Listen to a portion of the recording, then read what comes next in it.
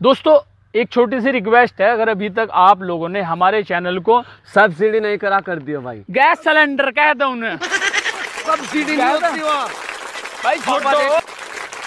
Hello everyone, welcome to our channel conceptual English by K M. Gupta and you are watching video number 30। और आज का जो हमारा topic है वो है प्रेपोजिशन। आज से हम प्रेपोजिशन स्टार्ट कर रहे हैं। आज का ये पार्ट 1 है। और आगे बढ़ने से पहले हम आपको ये याद दिला दें कि ये वीडियो नंबर हम इसलिए मेंशन करते हैं जिससे आपको सर्च करने में आसानी रहे, आपका टाइम बचे। बस आपको करना ये है, सीधे YouTube सर्च बॉक्स में जाइए, टाइप करिए के.एम. गुप्ता वीडियो नंबर, और जो वीडियो नंबर आप डालेंगे डायरेक्टली आप उसी पर पहुंच जाएंगे। और अपने सिंसियर स्टूडेंट्स को ध्यान में रखते हुए हमने प्लेलिस्ट भी बना रखी हैं टॉपिक वाइज।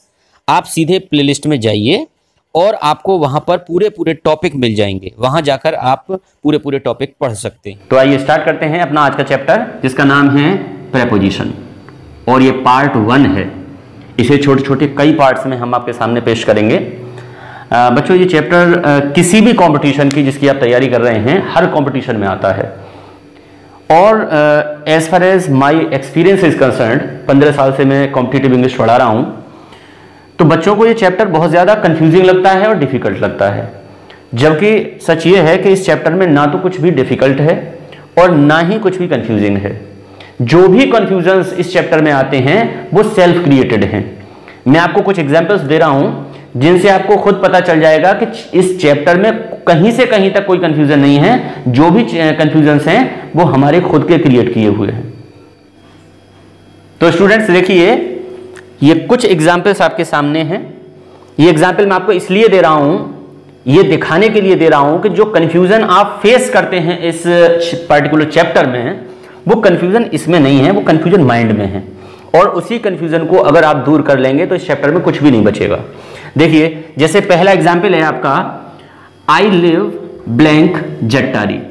और जो बच्चों में आर्ग्यूमेंट्स होते हैं, जो डिस्कशंस होते हैं ज्यादा, वो इन दो को लेकर होते हैं कि इसमें एट आएगा या इन आएगा।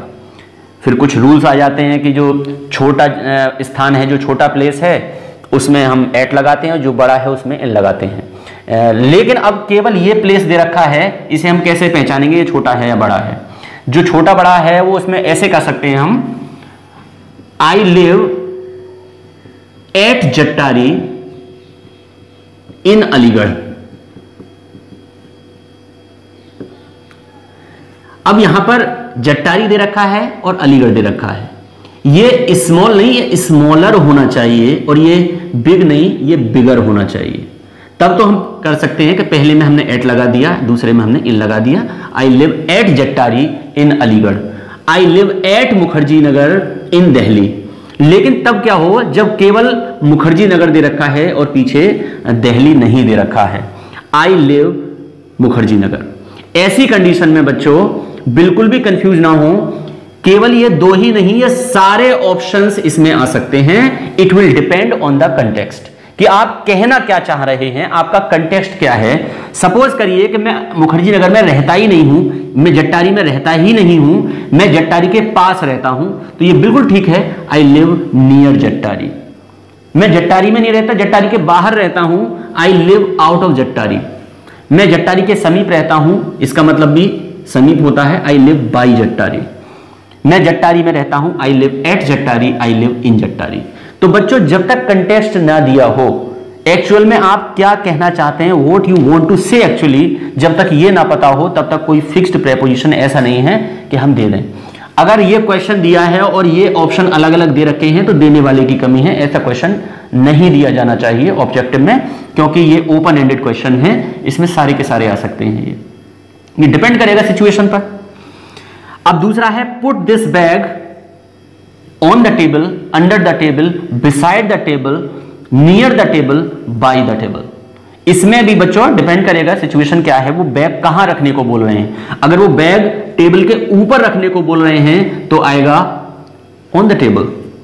अगर वो ऊपर रखवा ही नहीं रहे हैं, उनका कहना है कि इस बैग को ले जाओ मेज के नीचे रख दो, तो put this bag under the table. उसके समीप रखना है तो beside the table, near the table, by the table, और भी कई तरह के प्रेपोजिशंस यहां पर आ सकते हैं इस सेंटेंस में, डिपेंड करेगा पोजीशन पर। अगला है सिट द चेयर। इन और ऑन को लेकर बच्चों में बहुत बहस होती है कि चेयर से पहले इन लगाते हैं या ऑन लगाते हैं, दोनों आ सकते हैं, कोई दिक्कत नहीं है। आर्म चेयर है तो बेसिकली इन प्रेफर किया जाता है और फ्लैट चेयर है तो ऑन प्रेफर किया जाता है। लेकिन इतना सेंटेंस दिया गया है और आपसे पूछा गया है कौन सा प्रेपोजिशन इनमें से आएगा, सारे के सारे प्रेपोजिशंस इसमें फिट बैठ सकते हैं। Sit in the chair, on the chair, under the chair, कुर्सी बड़ी है आप छोटे हैं, अगर कुर्सी के नीचे आ सकते हैं तो अंडर द चेयर भी हो सकता है। Near the chair, against the chair, with chair, without chair, ये भी हो सकता है, बिना कुर्सी के आपको बैठना है, जैसे भी है। एक ये सेंटेंस मैं आपको एग्जाम्पल दिखा रहा हूं इसका, झोला छाप नियम है भाई साहब, और इस पर बहस होती है, बहुत बहस होती है। ऐसा कहीं कोई रूल नहीं है कि लड़का आगे है लड़की पीछे है तो टू लगा दो, या लड़की आगे है लड़का पीछे है तो विद लगा दो। बिल्कुल झोला छाप नियम है, इस पर बिल्कुल भी डिस्कशन की गुंजाइश ही नहीं है। मैरिड के साथ जब ये बी फॉर्म दे रखी हो, be married, is are am was were, तब यहां पर टू को प्रेफर किया जाता है, लेकिन विद भी गलत नहीं है। अगर इन दोनों में से एक अगर पूछेंगे आप तो टू इज प्रेफरेबल। इसमें लड़का लड़की का कोई भी चक्कर नहीं है कि लड़का आगे है या लड़की आगे है, इस पर बिल्कुल मगज पच्ची ना करें, माथा पच्ची ना करें, बिल्कुल झोला छाप रूल है। इसमें दोनों में ही आप टू लगाएं। He was married to her, she was married to her. और मेरा क्वेश्चन है उन लोगों के लिए जो ऐसा रूल बनाए बैठे हैं कि लड़का लड़की का कोई इसमें ऐसा सिस्टम है। अब तो लड़कियों की शादी लड़कियों से हो रही है, लड़कों की शादी लड़कों से हो रही है। अगर ये होता ही वॉज मैरिड, अब इसमें भाई क्या लगाओगे, विद लगाओगे, टू लगाओगे, वो रूल फिलअप हो गया। ठीक है, तो टू इज प्रेफरेबल। अगर एग्जाम में इस तरीके का क्वेश्चन आएगा तो हम टू ही इसमें लगाएंगे। तो ये सारे कंफ्यूजन है सेल्फ क्रिएटेड। और शुरुआत में ही बच्चा जब प्रेपोजिशन का चैप्टर पढ़ता है और ऐसे रूल्स आ जाते हैं, कहीं इसमें वो एट देख रहा है, कहीं वो इन देख रहा है, कहीं नियर देख रहा है, दिमाग हो जाता है खराब। 4 गाली इंग्लिश को देता है और 8 गाली देता है मास्टरों को, और वो इंग्लिश के हाथ जोड़ लेता है, फिर नहीं पढ़ता वो।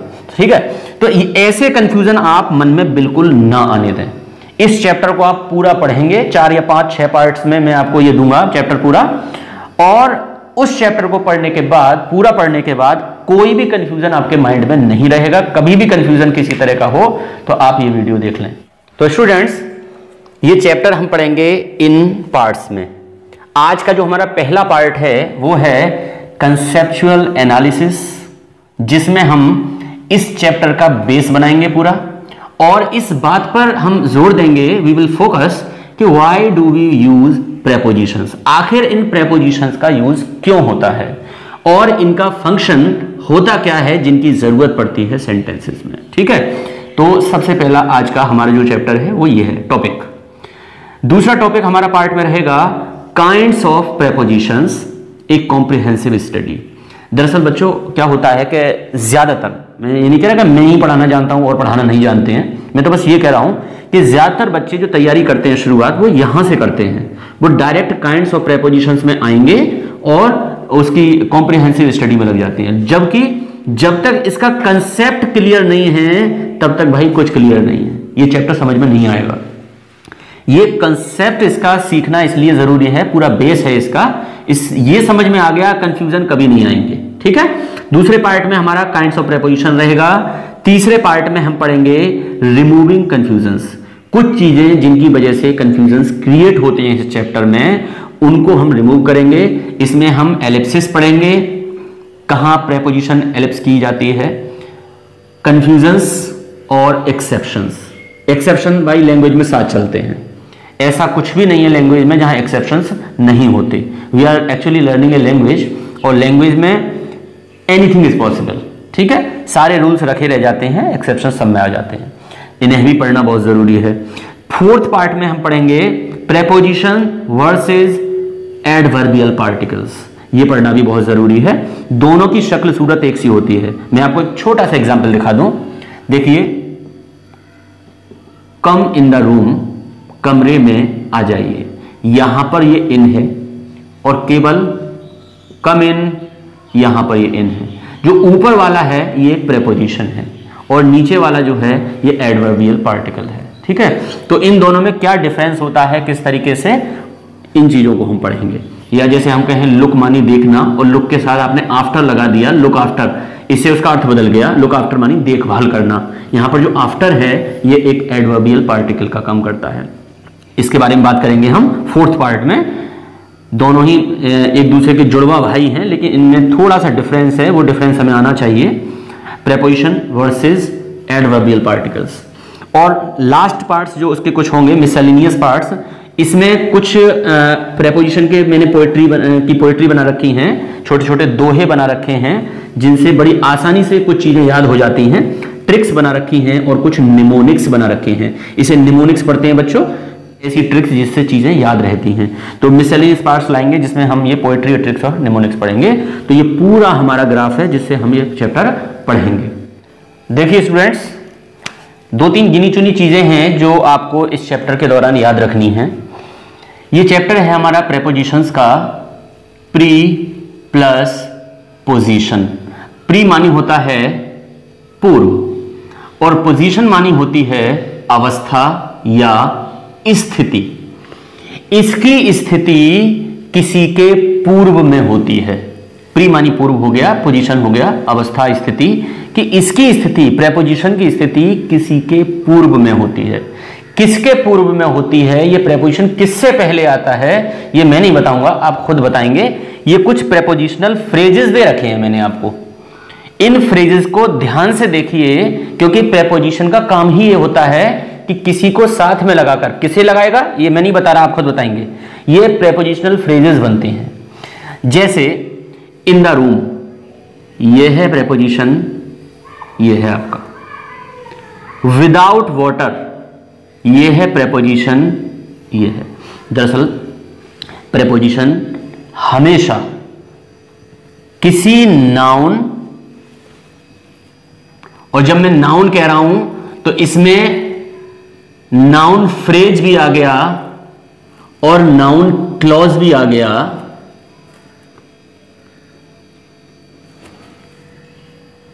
और प्रोनाउन तो आ ही गया। एक ही बात है भाई साहब, प्रीपोजिशन हमेशा किसी noun, noun phrase, noun clause या प्रोनाउन से पहले आता है। एक चीज तो आप बिल्कुल फिट कर लें माइंड में, मैं अभी प्रूव करके बताऊंगा आपको। ये 99% डायरेक्टली और 1% इनडायरेक्टली ये किसी ना किसी नाउन से पहले ही आता है। जब मैंने नाउन कहा तो प्रोनाउन साथ आ गया, नाउन फ्रेज साथ आ गया, नाउन क्लॉज साथ आ गया। सीधे हम एक शब्द में नाउन कह सकते हैं, ये किसी ना किसी नाउन से पहले आता है। मैं आपको प्रूव करके दिखा रहा हूं, देखिए। इन, ये प्रेपोजिशन है, ये रूम, ये नाउन है। विदाउट वाटर, पानी के बिना, पानी नाउन है। विदाउट मी प्रोनाउन हो जाता। Without fresh water, fresh water ये नाउन फ्रेज हो जाता है ना। चलिए, तो in the room, without water, in front of my house, preposition noun phrase. Phrase होता है दो या दो से अधिक शब्दों से मिलकर जो बेसिकली बनता है। सरल परिभाषा तो यही है इसकी। तो ये प्रेपोजिशन हो गया, नाउन फ्रेज हो गया। With my father, from the roof, across the forest, preposition noun phrase. Behind the curtain, behind आपका प्रेपोजिशन है, ये नाउन आ गया। According to the writer, preposition noun.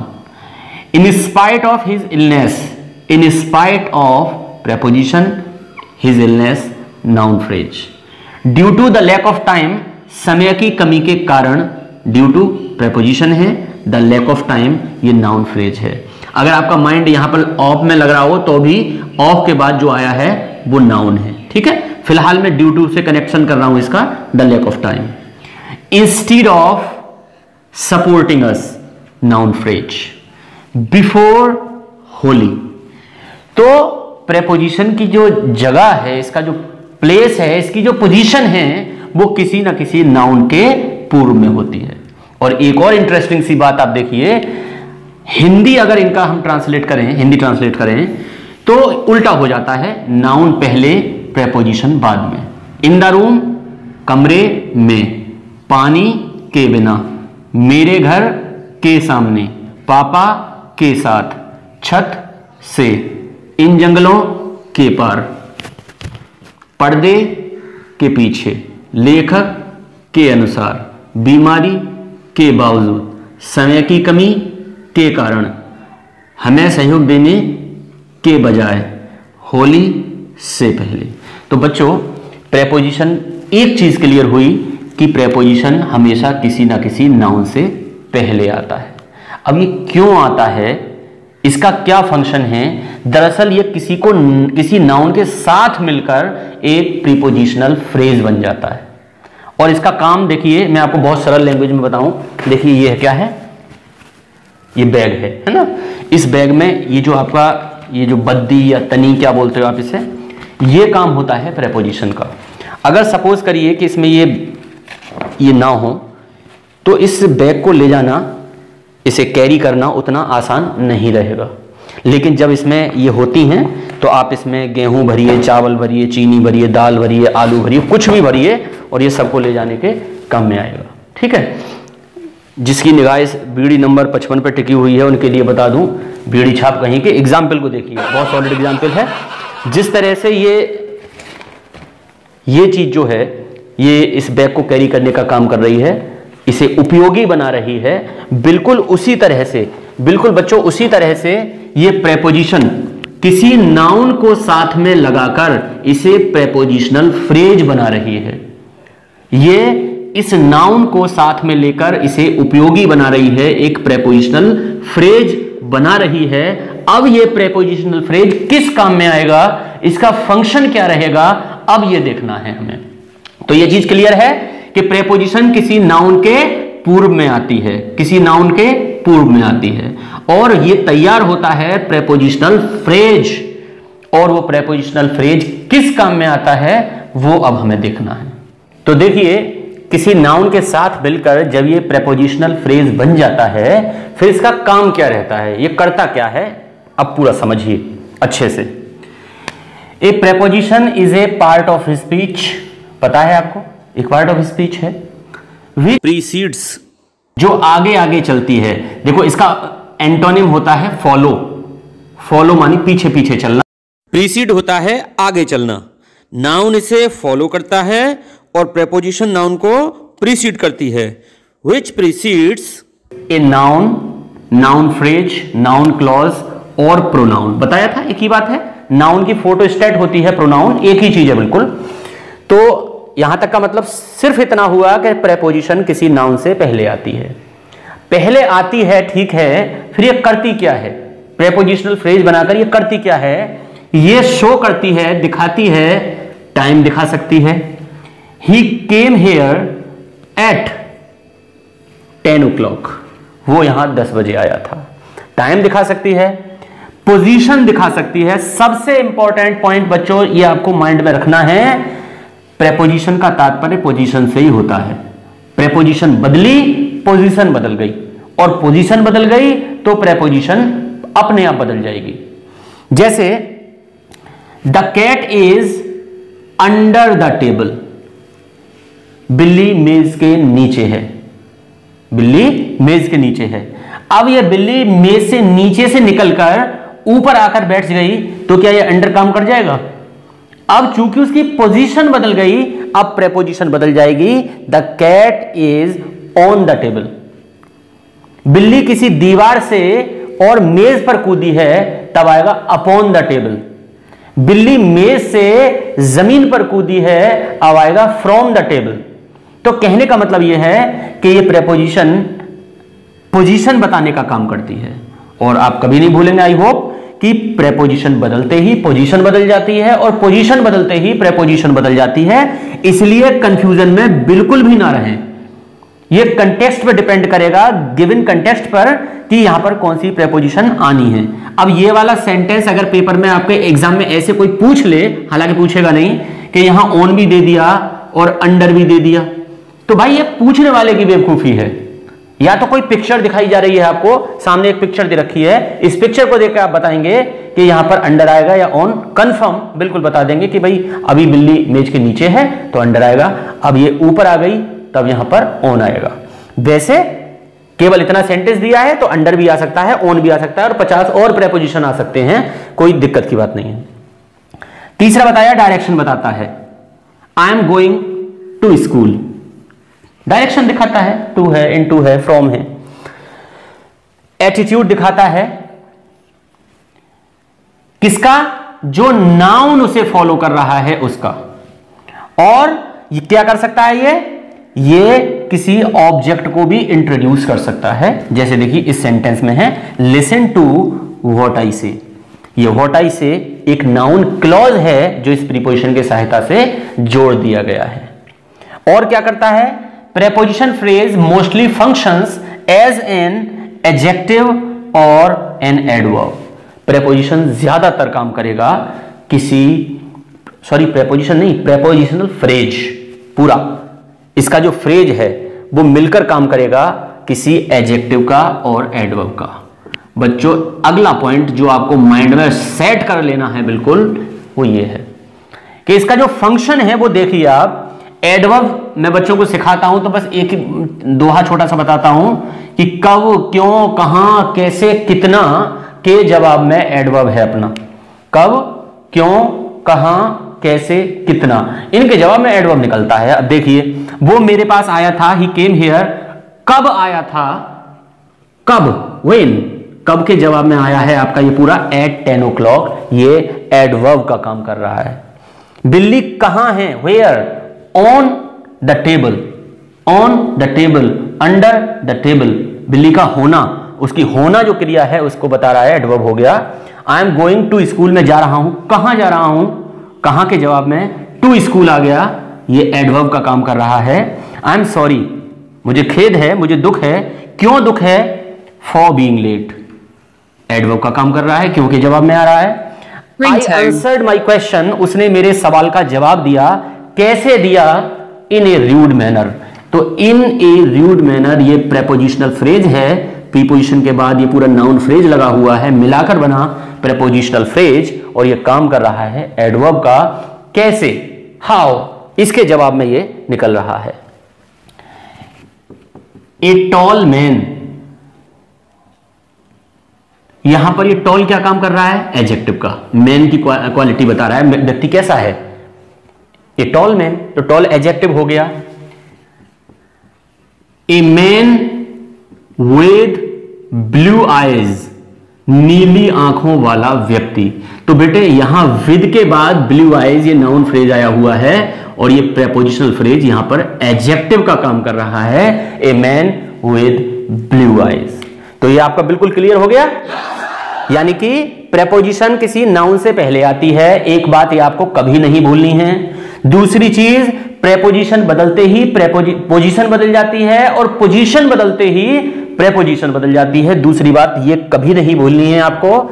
तीसरी चीज, ये जो प्रेपोजिशनल फ्रेजेस होते हैं वो मोस्टली 99% एडजेक्टिव या एडवर्बियल फ्रेज का काम करते हैं, ठीक है, वेरी गुड। अब चलिए बच्चों एक चीज और देखिए, कहीं आप ऐसा मत सोच लेना कि जहां पर नाउन है वहां पर प्रेपोजिशन आना अनिवार्य बताया है, कि भाई ये नाउन है विक्रमादित्य, यहां पर कोई प्रेपोजिशन क्यों नहीं लगाया, ये किंग है तो यहां पर क्यों नहीं लगाया, यहां पर या यहां पर। तो बच्चों ये नहीं कहा है मैंने कि जहां पर नाउन होगा वहां प्रेपोजिशन जरूर होगा, ये कहा है जहां पर प्रपोजिशन होगा वहां पर नाउन जरूर होगा, ठीक है। तो ऐसा नहीं है कि नाउन जहां पर होगा वहां, जहां पर नाउन बिना किसी प्रेपोजिशन की सहायता के फिट हुआ है वो सब्जेक्ट के रूप में है या कॉम्प्लीमेंट के रूप में है, अपना बिल्कुल बिना किसी सहारे के फिट हो गया है, तो उसके लिए चिपकाने के लिए किसी प्रेपोजिशन की जरूरत नहीं है। जैसे वर्ब है अपने दम पर फिट हो जाती है कहीं भी, तो यहां पर गोंद की जरूरत है ही नहीं चिपकाने के लिए। प्रेपोजिशन की जरूरत तो तब पड़ती है किसी नाउन के साथ मिलकर, जब कोई प्रेपोजिशनल फ्रेज बनाना हो, उसे एडजेक्टिव या एडवर्ब फ्रेज बनाना हो। देखिए तो ये तो बिल्कुल सिंपल था, Vikramaditya was a just king, just होता है, जस्टिस का एडजेक्टिव है ये जस्ट, जस्टिस न्याय, और जस्ट हो गया न्यायप्रिय। अब दूसरी बात आ गई, मैंने आपसे कहा था कि 99% डायरेक्टली और 1% इनडायरेक्टली कोई ना कोई नाउन जरूर होगा, मिलाकर 100% ही हो गया। अब ये कुछ एग्जाम्पल हैं जिन्हें देखकर कंफ्यूजन होता है कि यहां पर ये प्रेपोजिशन आया है फिर भी इनके बाद कोई नाउन क्यों नहीं है। ठीक है, अब इस सेंटेंस का अर्थ समझिए। What is Agra famous for? Agra किस चीज के लिए प्रसिद्ध है? अगर हम इन्हें मिलाते तो हम ऐसे भी कह सकते थे फॉर व्हाट, और व्हाट एक इंटरोगेटिव प्रोनाउन है यहां पर इस तरीके से, और इसका आंसर भी होगा Agra is famous for the Taj Mahal. तो बच्चों डायरेक्टली भले ही आपको यहां पर ऐसा लग रहा है कि फॉर के बाद कुछ नहीं है, अगर हम इसे उठा के यहां भी लगा सकते थे, for what is Agra famous. Answer देंगे तो Agra is famous for the Taj Mahal. तो दोनों ही कंडीशंस में कोई प्रोनाउन या नाउन इसके बाद मौजूद है। This is the man you were talking about, यही है वो व्यक्ति जिसके बारे में आप बात कर रहे थे। इसे दूसरे शब्दों में कहें तो this is the man about whom you were talking, ये वो व्यक्ति है जिसके बारे में आप बात कर रहे थे। यहां पर whom को ओमिट कर दिया गया था, वरना ये था about whom preposition plus pronoun. ये प्रोनाउन है, रिलेटिव प्रोनाउन है, तो फिट हो गया बिल्कुल। ऐसे ये है give me a chair to sit on, मुझे बैठने के लिए कुर्सी दे दो, I will sit on the chair. तो बच्चों ये ऑन जो आया है वो ऑन द चेयर इसी फ्रेज के अकॉर्डिंगली आया है। तो जहां पर प्रेपोजिशन है उसके बाद डायरेक्टली या इनडायरेक्टली कोई ना कोई noun, pronoun, noun phrase, noun clause जरूर होगा। अब कभी कभी क्या होता है कि आप जैसे यही वाला सेंटेंस देख लेते हैं, कम इन, कि सर ये सेंटेंस मे आई कम इन सर, मे आई कम इन, तो यहां इनके बाद कुछ नहीं आता, तो बेटे ये प्रेपोजिशन नहीं है, ये है एडवर्बियल पार्टिकल, जिसे हम पार्ट 3 में पढ़ेंगे। हम ऑलरेडी बता चुके हैं, जब इसके पीछे कोई नाउन होगा तब ये प्रेपोजिशन कहलाएगा। अब यहां पर ये प्रेपोजिशन है। Is that clear? बहुत अच्छे। एक और बता दूं, to go, to weep, to read, कि सर ये टू के बाद टू प्रेपोजिशन है ऑलरेडी, और इसके बाद एक वर्ब दे रखी है कि आप तो कह रहे थे नाउन आना चाहिए। तो यहां पर मैं बता दूं ये डिफरेंट केस है, ये केस बिल्कुल डिफरेंट है। ये एक इन्फिनिटिव है, ये एक अलग चीज है, इसका फंक्शन अलग है, इसका सब कुछ अलग है, ये हम अलग चैप्टर में पढ़ेंगे। तो यहां इसे देखकर आप बिल्कुल भी कंफ्यूज ना हो। तो बच्चों ये था हमारा आज का चैप्टर प्रेपोजिशन, कंसेप्चुअल एनालिसिस। ठीक है, तो इसमें जो 2-3 बातें हैं मेन वो आपको याद रखनी है कि प्रेपोजिशन के बाद कोई नाउन आता है ना, और वो प्रेपोजिशनल फ्रेज मिलकर वो काम करता है किसी एडजेक्टिव या एडवर्ब का 99%। ठीक है, और पोजीशन बदलते ही प्रेपोजिशन बदल जाती है, प्रेपोजिशन बदलते ही पोजीशन बदल जाती है। ठीक है, तो ये हमारा पूरा आज का चैप्टर हो गया है, और इसके रिलेटेड नोट्स डिस्क्रिप्शन बॉक्स में मौजूद हैं। उसकी लिंक आप क्लिक करेंगे, आपको नोट्स मिल जाएंगे, उन्हें सॉल्व जरूर करें, उनसे फायदा जरूर लें। और thank you for watching the video. Take care, bye bye.